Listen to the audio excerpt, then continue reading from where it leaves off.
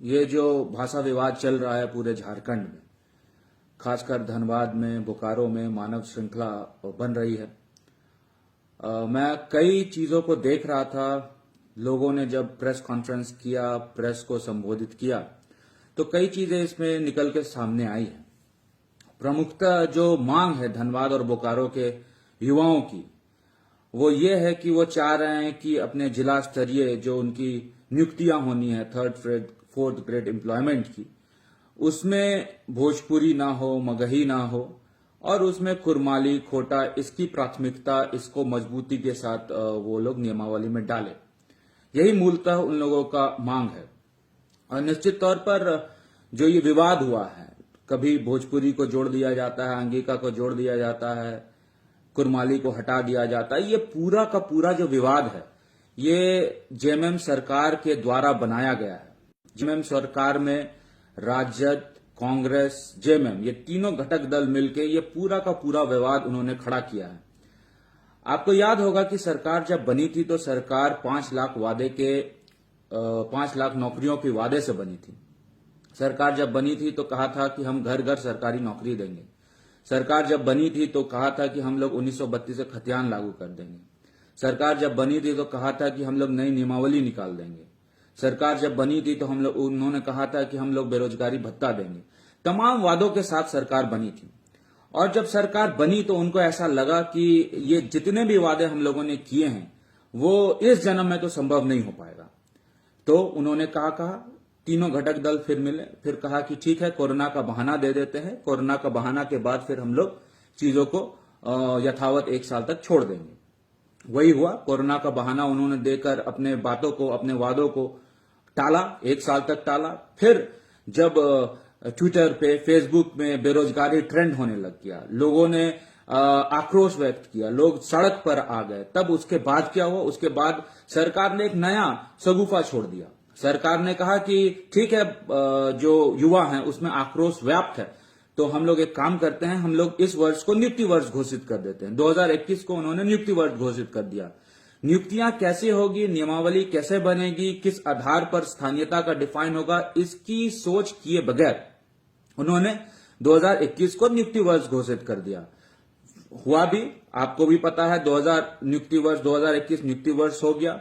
लेकिन एक फिर मुहावरा निकल के आया, गरम रोटी तवा में, नियुक्ति वर्ष हवा में। मतलब कि कोई सरकार के पास सोच नहीं थी, विजन नहीं थी, लेकिन सरकार ने इसको आनंद फानंद में नियुक्ति वर्ष घोषित कर दिया। जब 2021 भी पूरा हो गया, उसके बाद लोगों ने, युवाओं ने फिर उनसे सवाल किया। सवाल क्या किया कि 2021 वर्ष जो आपने नियुक्ति वर्ष घोषित किया था, आखिर नियुक्तियां हैं कहां? तो सरकार एक असमंजस की स्थिति में फंस गई और सरकार ने फिर कहा कि देखो, ऐसे काम नहीं चलेगा।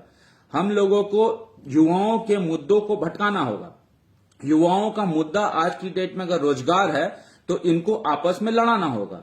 भाषा के एक भाषी से दूसरी भाषी को लड़ाकर, मुद्दे से भटकाकर कामों को हम लोग और खींच लेंगे, 2-3 साल और पूरा कर लेंगे, सत्ता का सुख भोग लेंगे, जितना पैसा बटोरना है बटोर लेंगे, और उसके बाद जब चुनाव आएगा तो फिर हम ये बोल देंगे कि अब तो चुनाव आ गया, अगले टर्म में हम लोग देखेंगे। ये सरकार का सोच प्रतीत होता है। मेन मुद्दा कहां से शुरू हुआ? मेन मुद्दा शुरू हुआ कि आपको पता है कि सबसे पहले कोई भी नियुक्तियां करने के लिए जरूरी है स्थानीयता को डिफाइन करना। रघुवर दास की सरकार ने 1985 को स्थानीय घोषित किया, लेकिन जब चुनाव चल रहा था तो जोर शोर से यहां के जेएमएम के, राजद के, कांग्रेस के लोगों ने कहा कि हम लोग 1932 के खतियान को ही लागू करेंगे, या लास्ट सर्वे सेटलमेंट को ही हम लोग स्थानीय मानेंगे। तो आपने घोषणा कर दी, आप सत्ता में भी आ गए, लेकिन जब स्थानीयता को डिफाइन करने का बात आया तो उसमें आप 1932 के खतियान को लागू करने में असमर्थ हो गए। इसलिए आप असमर्थ हो गए क्योंकि आपके साथ कांग्रेस भी है, आपके साथ राजद भी है। वो नहीं चाहता कि 1932 के खतियान को आप लागू करें। इसीलिए सरकार चाहते हुए भी, सोचती भी है 1932 का, उनके मैनिफेस्टो में भी है, जेएमएम के मैनिफेस्टो में भी है 1932 के खतियान को लागू करना। लेकिन चाह कर भी सरकार नहीं कर पाएगी क्योंकि सरकार के साथ घटक दल है। इसीलिए सरकार 1932 के खतियान को, स्थानीय को लागू करने में सक्षम नहीं होगी और नहीं कर पाएगी, सिर्फ बयानबाजी करेगी। अब इससे क्या होगा? अगर आप स्थानीय को डिफाइन नहीं करेंगे नियोजन नीति को डिफाइन नहीं करेंगे तो आप नौकरियों में विवाद पैदा कर देंगे, जो विवाद हो गया। रघुवर दास की सरकार में हम लोगों ने कई एक ऐसी भाषा है जिसको द्वितीय राजभाषा का दर्जा दिया, उसमें कई भाषा शामिल है। जो राज्य स्तरीय नौकरियां होती है, 3rd और 4th ग्रेड एम्प्लॉयमेंट में, उसमें आपने विवाद पैदा करने के लिए सबसे पहले क्या स्टेटमेंट दे दिया आपने? हेमंत सोरेन जी ने स्टेटमेंट दिया कि जो भोजपुरी बोलते हैं, मगही बोलते हैं, उन्होंने महिलाओं के साथ रेप किया है, वो बाहर से आए हैं। निश्चित तौर पर आपके बातों को हम हाँ या ना या फिर सही और गलत कहने के लिए मैं यहां नहीं बैठा हूं, लेकिन आपने विवाद वहीं से चालू कर दिया। आपने लोगों को दिग्भ्रमित कर दिया, आपने बच्चों को, युवाओं को अपने जो उनका एजेंडा है, जो फोकस है, उससे भटका दिया। और उसके बाद आपने क्या किया कि राज्य स्तरीय नौकरियों में आपने 3rd और 4th ग्रेड एम्प्लॉयमेंट में भोजपुरी को, मगी को, अंगिका को हटा दिया, जिसको लेकर प्रोटेस्ट भी हुआ। मैं खुद ही बैठा था प्रोटेस्ट में। अंगिका गोड्डा में बोली जाती है, दुमका में बोली जाती है, साहेबगंज में बोली जाती है, जामताड़ा में बोली जाती है, इससे इनकार नहीं किया जा सकता। फिर उसके बाद क्या हुआ? जब आपको कांग्रेस की तरफ से प्रेशर पड़ा, जब मंत्री बोलने लगे कि नहीं नहीं ये तो आपने गलत कर दिया, जब आपके कांग्रेस के वैसे विधायकों से प्रेशर पड़ा जो बाहर के हैं, जो झारखंड में रहते हैं, तब आपने क्या कहा कि ठीक है हम लोग जिला स्तरीय नौकरियों में अंगिका और मगही और भोजपुरी को जोड़ देंगे। तो जब आपने जोड़ा तो आपने सबसे बड़ी दिक्कत क्या कर दी? आपने सबसे बड़ी दिक्कत ये कर दी कि आपने पूरे प्रदेश का, जो आपका प्रदेश है, चाहे वो छोटा नागपुर हो, संथाल परगना हो, चाहे वो पलामू हो, गढ़वा हो, उसकी जानकारी लिए बगैर, उसकी इंफॉर्मेशन लिए बगैर कि कौन से भाषा भाषी किस क्षेत्र में सबसे ज्यादा हैं, आपने आनन फानन में कांग्रेस को खुश करने के लिए, अपने राजद को खुश करने के लिए आपने आनन फानन में डिसीजन लिया, जिसका ये परिणाम है कि धनबाद और बोकारो में आज की डेट में युवा सड़क पर है और उनका मांग बहुत हद तक जायज है। इसलिए जायज है क्योंकि अगर मैं ये बोलता हूं कि धनबाद में, बोकारो में कुरमाली बोली जाती है, खोटा बोली जाती है, तो ये गलत नहीं होगा। और वो चाह रहे हैं कि ज्यादा से ज्यादा कुरमाली बोलने वाले या खोटा बोलने वाले या कुड़माली बोलने वाले लोगों की नियुक्तियां हो, इसको लेकर वो विवाद कर रहे हैं। गोड्डा में आपने क्या किया? अब उलट इसके देखिए, गोड्डा में तो आपने अनर्थ कर दिया।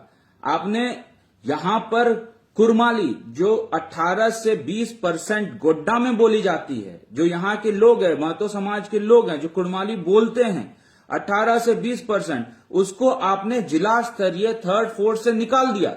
इस पे किसी का ध्यान नहीं गया है। वहां पे तो धनबाद बोकारो पे तो प्रोटेस्ट ये हो रहा है कि कुरमाली है लेकिन हम लोग भोजपुरी और मगही को नहीं चाहते हैं। लेकिन गोड्डा में आप देखिए क्या हो गया। गोड्डा में यह हो गया कि कुरमाली को आपने हटा ही दिया जिला स्तरीय नियुक्तियों से। इसका मतलब यह हुआ कि जो कुरमाली बोलने वाले भाषा भाषी लोग हैं उनके साथ आपने सौतेला व्यवहार गोड्डा में किया। और बहुत सब लोग जो वहां पर प्रोटेस्ट कर रहे हैं वो इस चीज का जिक्र भी नहीं कर रहे हैं कि गोड्डा में कुरमाली को हटा दिया गया। वो अपने क्षेत्र की बात कर रहे हैं, वो अपने जिला की बात कर रहे हैं।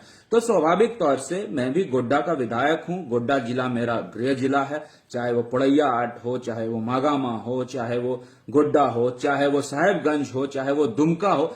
यहां पर कुरमाली बोलने वाले लोगों की संख्या बहुत ज्यादा है। और जब कुरमाली बोलने वाले लोगों की संख्या बहुत ज्यादा है तो ये सौतेला व्यवहार सरकार की तरफ से हुआ है कि कुरमाली को 3rd और 4th जिला स्तरीय नियुक्तियों से बाहर कर दिया गया है। इस पे किसी भी नेता का अभी तक से ध्यान क्यों नहीं गया, मुझे समझ में नहीं आता। ये होना चाहिए और इसके लिए हम लोग बाकायदा प्रोटेस्ट करेंगे। चाहे धनबाद हो, बोकारो हो, वो अपने जिले के लिए प्रोटेस्ट कर रहे हैं। उनका मुद्दा जिला स्तरीय, उनका मुद्दा राज्य स्तरीय नहीं है। अगर राज्य स्तरीय उनका मुद्दा होता तो वो लोग गोड्डा में कुरमाली को कैसे जोड़े इसकी भी बात करते, लेकिन वो लोग धनबाद और बोकारो में स्पेसिफिक होकर अपनी बात कर रहे हैं। तो हम लोगों का दायित्व बनता है कि कुरमाली को गोड्डा में कैसे लागू हो 3rd और 4th ग्रेड एम्प्लॉयमेंट में जिला स्तरीय, उसको लेकर हम लोगों को आंदोलन करना है। और ये जरूरी इसलिए है क्योंकि जो समाज है, महतो समाज है, जो कि पिछड़ा है, अति पिछड़ा है, उनको अगर नौकरियों में प्राथमिकता नहीं मिलेगी तो निश्चित तौर पर यह गलत होगा। इसको लेकर हम लोग प्रोटेस्ट करेंगे। मैं बहुत सब चीजों को सुन रहा था जो धनबाद और बोकारो में चल रहा था। 2-3 उन लोगों का जो स्टेटमेंट है जो मेरी स्मरण में है, उनका कहना है कि धनबाद और बोकारो में हम लोग प्रोटेस्ट कर रहे हैं अगर मगही पलामू में बोली जाती है तो मुझे इससे कोई फर्क नहीं पड़ता, उनको आंदोलनकारियों को इनसे फर्क नहीं पड़ता। स्टेटमेंट भी आया, स्वाभाविक तौर से वो लोग अपने जिला की बात कर रहे हैं, अपने जिला के जिला स्तरीय नौकरियों में कैसे उन लोगों को ज्यादा से ज्यादा अवसर मिले इसकी बात कर रहे हैं। इसलिए उनको इनसे नहीं फर्क पड़ रहा है कि अन्य जिलाओं में क्या हो रहा है। इसीलिए गोड्डा जिला की जब बात आएगी तो गोड्डा जिला में निश्चित तौर पर यहां पर कुरमाली जुड़ा होना चाहिए, अंगिका जुड़ा होना चाहिए। ये इससे हम लोग इनकार नहीं कर सकते और सरकार को चाहिए कि हर एक जिला की जानकारी अपने पास रखे। गोड्डा में क्या बोला जाता है, धनवाल में क्या बोला जाता है, बोकारो में क्या बोला जाता है, पलामू गढ़वा में क्या बोला जाता है, ये सरकार को सोचना चाहिए। उसके बाद सरकार ने क्या कहा, कल मैं शिक्षा मंत्री का स्टेटमेंट देख रहा था तो शिक्षा मंत्री ने अपने स्टेटमेंट में कहा कि अगर ढुलू महतो जी, अमर बावरी जी, बिरंची नारायण जी ये सब मिल के मुख्यमंत्री के पास जाएंगे तो निश्चित तौर पर इसका निराकरण निकलेगा। ये गजब की बात आप कर रहे हैं। आप जब फैसला ले रहे थे तो क्या आपने ढुलू महतो जी से पूछा, या अमर बावरी जी से पूछा, या बिरंची नारायण जी से पूछा, या राज सिन्हा जी से पूछा? जब आप फैसला ले रहे हैं तो उस समय आपने किसी से पूछा ही नहीं। तो आप जब आपके गले की हड्डी बन गई है ये चीज, तो आप क्यों बोल रहे हैं कि ढुलू महतो जी, राज सिन्हा जी, अमर बावरी जी और बिरंची नारायण जी वो मुख्यमंत्री जी के पास जाके अपना प्रस्ताव रखे? मतलब करे कोई और, भुगते कोई और। आपका बच्चा अगर पलंग में सुसु कर रहा है तो उसको साफ करने के लिए आप पड़ोस की मम्मी को बुलाएंगे क्या? आपको अपने परिवार को अब देखना है कि किस प्रकार आपने जो गंद मचाया है इस गंद को आप ठीक करेंगे। अब इसमें आप ये कहना कि कोई और विधायक, विपक्ष का विधायक आके बोले तो ये नियम संगत नहीं है। विपक्ष के विधायक के भरोसे आप चुनाव नहीं जीते हैं। आपने 5 लाख सरकारी नौकरियां की बात की थी तो आप विपक्ष के एजेंडे पे नहीं चल रहे थे। आपने जब 1932 का खतियान लागू करने की घोषणा की तो आप विपक्ष के एजेंडे में नहीं चल रहे थे। आपका खुद का एजेंडा था, आपके खुद का संविधान है। इसमें आपको चाहिए कि अगर आप ये चाहते हैं कि 1932 का खतियान लागू करें तो उसको लागू करके आप नौकरियां दीजिए। आप बिना लागू किए नौकरियां देंगे, सृजन करेंगे तो 1932 का स्थानीय लोग निश्चित तौर पर फिर उसमें आवाज उठाएगा। और अगर आप सिर्फ स्थानीयता को डिफाइन कर देते हैं उसके बाद नियुक्तियां देते हैं तो निश्चित तौर पर यह विवाद जो आपने उत्पन्न किया है वो बंद होगा। आप अपना पहले जो आपका सोच है, जो आपका विजन है उसको स्पष्ट करें कि हम क्या चाहते हैं, उसके बाद उसी के आधार पर आप काम करें। और जब आपका स्थानीयता, जो भी आपका स्थानीयता हो, हम ये नहीं बोल रहे हैं कि स्थानीयता क्या होनी चाहिए नहीं होनी चाहिए। अगर आपको लगता है 1932 का स्थानीयता होनी चाहिए तो आप उसको लागू करें। आपको लगता है कि लास्ट सेटलमेंट की स्थानीयता होनी चाहिए उसको लागू करें। आपको लगता है कि भाजपा की स्थानीयता ठीक है तो उसी को रहने दें। लेकिन आपको अपना स्टैंड क्लियर करना पड़ेगा और उसके बाद ही नियुक्तियां करनी पड़ेगी। मैं आपको बस इतना कहना चाहता हूं कि विवाद करके, लोगों के बीच में फ्रिक्शन करके आप राजनीति में सफल नहीं हो सकते हैं। क्षण भंगुर आपको सफलता जरूर मिलेगी, थोड़े दिन तक आपको मजा जरूर आएगा, लेकिन फिर उसके बाद आक्रोश जब होगा तो उस आक्रोश को भी आपको ही झेलना है, सत्ता पक्ष को ही झेलना है। और जिसका ये परिणाम है, एक तरफ आप अंगिका भोजपुरी को गाली देते हैं और दूसरी तरफ प्रेशर में आके अंगिका भोजपुरी को और मगही को फिर जोड़ देते हैं, जिसके कारण ये विवाद होता है। कभी हटाते हैं, कभी जोड़ते हैं, कभी हटाते हैं, कभी जोड़ते हैं। यही चल रहा है आपके सरकार में। इसलिए ये गलत है, इसको करे। अब विवाद पैदा करने के लिए तो कुछ भी विवाद आप पैदा कर सकते हैं। आप बोल सकते हैं कि उर्दू तो पाकिस्तान की ऑफिशियल लैंग्वेज है, नेशनल लैंग्वेज है, फिर इसका यहां क्या काम। लेकिन नेता होने के नाते, राजनेता होने के नाते आपको सभी भाषाओं का सम्मान करना चाहिए। अगर मैं ये बोल दूं या फिर आपके ही कोई नेता बोल दे कि उर्दू क्यों है यहाँ पे, उर्दू तो पाकिस्तान में बोली जाती है, फिर यहां क्यों हो, इसका क्या काम है, तो आप इसमें क्या जवाब देंगे? इसीलिए सभी समाज के लोगों का आपको हित देखना है, सभी भाषाओं का आपको हित देखना है और सभी भाषाओं का हित देखकर पूरे प्रदेश की जानकारी लेकर अगर आप काम करते हैं तो मुझे ऐसा लगता है कि वो सार्थक होगा। अगर आप पॉलिसी बनाते हैं तो मुझे ऐसा लगता है वो सार्थक होगा। सबसे पहला मैं सरकार को एडवाइस देना चाहूंगा कि आप बयानबाजी से बचे। जितना बयानबाजी करेंगे उतना यहाँ के राज्य के हित में ये उपयोग में नहीं आ पाएगा। इसलिए अगर आपने ये कहा है कि हम स्थानीयता को डिफाइन करेंगे तो आप स्थानीयता को सबसे पहले डिफाइन करें। अगर आपने कहा है कि भाजपा की नियोजन नीति गलत है तो अपनी नियोजन नीति बनाएं। अगर आपने ये कहा है कि हम यहाँ पर हर घर में सरकारी नौकरी देंगे, तो बिना नियोजन नीति बनाए, बिना खतियानी को, बिना स्थानीयता को डिफाइन किए बगैर आप अगर कोई भी काम करते हैं तो मुझे ऐसा लगता है ये गलत होगा। जनता को आप दिग्भ्रमित करेंगे। ये जितना भी आपने यहाँ पर कचरा पैदा किया है प्रदेश में, इसको साफ करना आपकी जिम्मेदारी है। धनबाद के, बोकारो के लोगों का मैं सम्मान करता हूं, उनके भावनाओं का मैं कद्र करता हूं।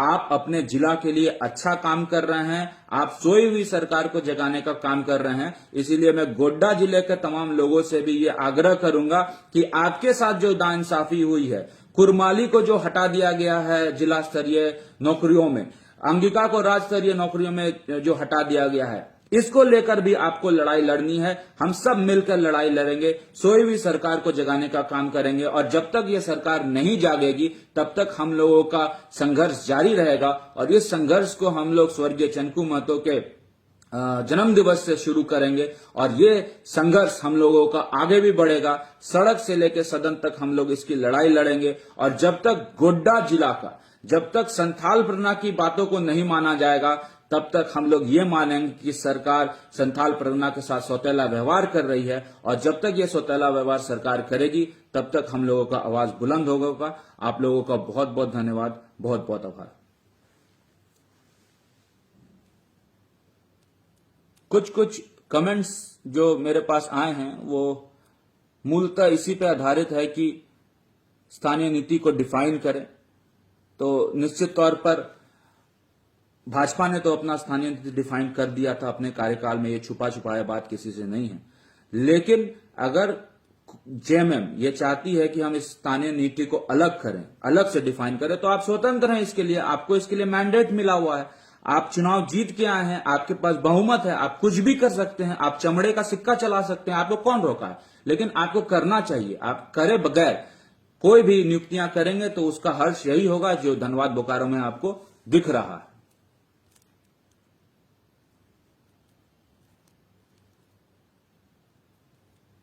गोड्डा डिस्ट्रिक्ट में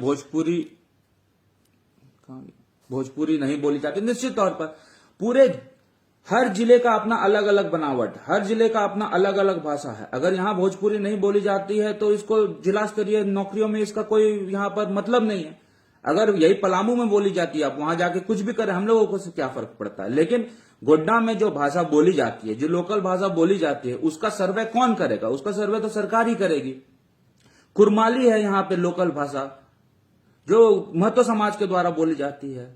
यहाँ पर अंगिका है जो लोकल भाषा, ये गैर आदिवासी समाज के द्वारा बोली जाती है। इनफैक्ट अंगिका तो मुसलमान भी बोलते हैं, महतो भी बोलते हैं, और गैर आदिवासी भी बोलते हैं, और आदिवासी भी बोलते हैं।